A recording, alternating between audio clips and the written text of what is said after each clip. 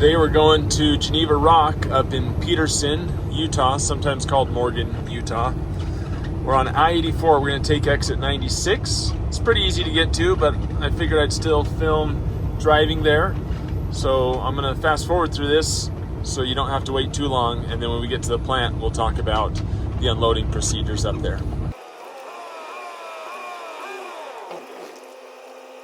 I'm coming from Salt Lake, so I need to cut left and go under the freeway. But if you're coming from Sinclair, if you're westbound, then of course you'll be on the other side of the freeway and you're going to be turning right instead.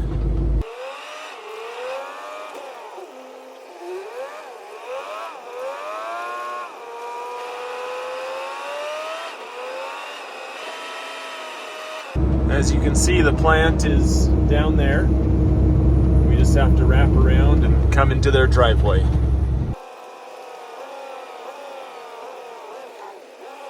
Just a quick note, this is a steep hill, so just be cautious when coming down it, especially if it's wet. It's quite a grade. Now we're going to be unloading over in that area, so we're going to swing wide over here to the right so that we can get as straight as we can up against their unload tanks.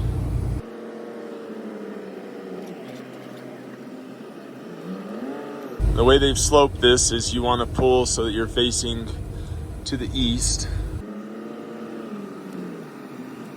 Okay, let's go hook up and we'll go to that point in the video. So I got out and I got hooked up. I went into the control room, asked them which tank. They told me tank 3. This hose was up in the air. I pulled it down and hooked it up. I've opened my sample valve. Of course, my trailer valve is still closed. What I want to point out is there are some valves back here. You don't touch these. I point that out because before their computer system, we used to handle these, but now don't touch them, just leave them. The only valve you're going to touch is this one here, and then I'll show you the computer system. So I asked them if it had enough space. They told me it did.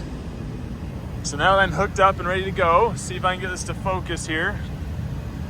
They told me tank 3, so I click on tank 3 fill valve. And now normally, this would be on, these buttons down here would be on no fill. You have to use these little arrows to navigate up to your product. I had 6434, and then you got to click this enter button. Now, I'm not gonna lie, it's a little difficult to do.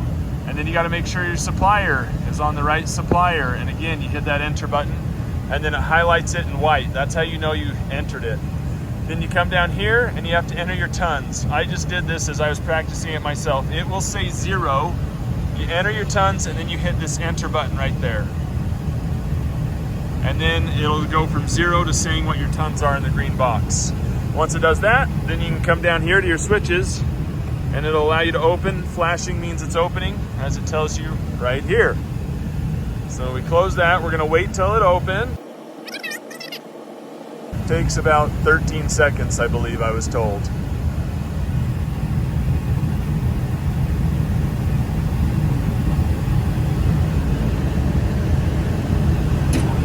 There we go. And the pump just turned on by itself. That was weird. I didn't know it would do that, but the pump turns on. So the pump is going. So now, going to grab my gloves wherever I put them. We're going to check for suction.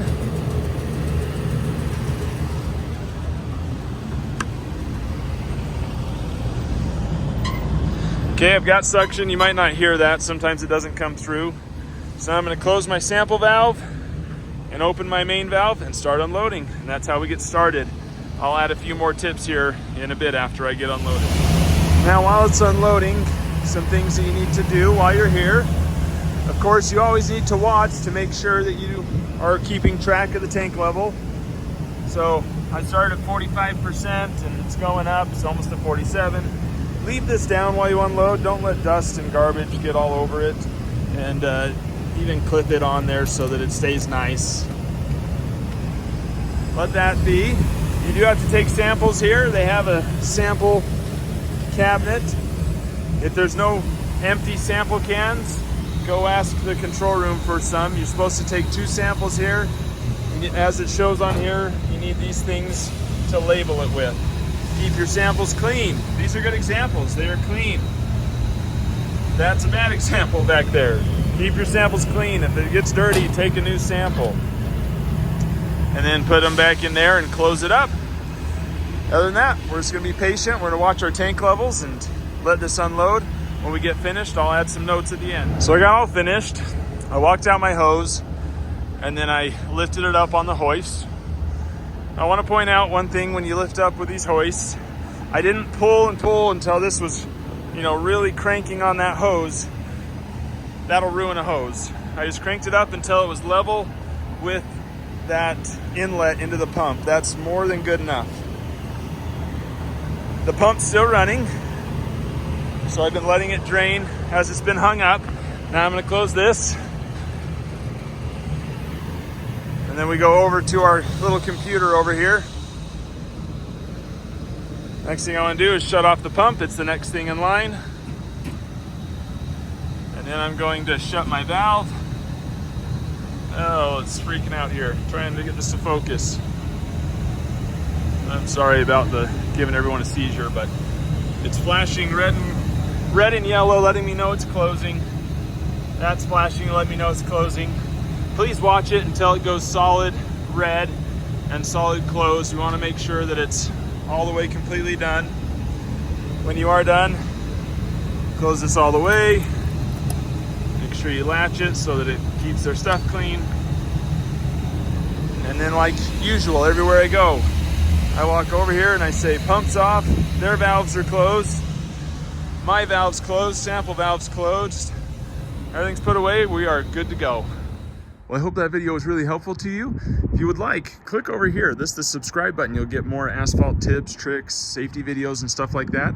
After that, click over here to watch more of our videos so you can also become an asphalt tar master. Be safe out there and keep on hauling asphalt.